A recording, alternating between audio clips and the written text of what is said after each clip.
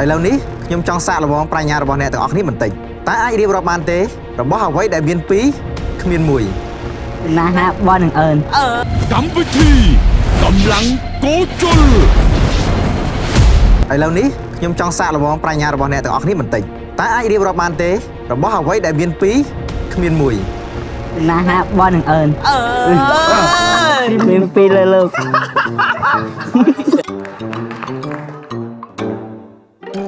ចុះសុភីវិញតែខ្ញុំដូចគាត់ដែរព្រោះអី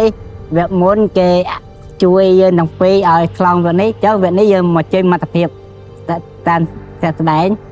ចាញ់ទៅនេះនៅលើពួកខ្ញុំទៅមុខបានអត់លើកនេះសុភីមានសង្ឃឹមប្រមាណភាគរយវគ្គនេះអារម្មណ៍ខ្ញុំប៉ិត50% 50%បាទ50%ទៀតទៅផ្ទះបាទ50%ទៀតទៅផ្ទះក៏បានដែរបងទៅផ្ទះក៏បានដែរបងបើក្លៀមស្រាប់លៀមរថយន្ត Ford Ranger 2025បន្តពី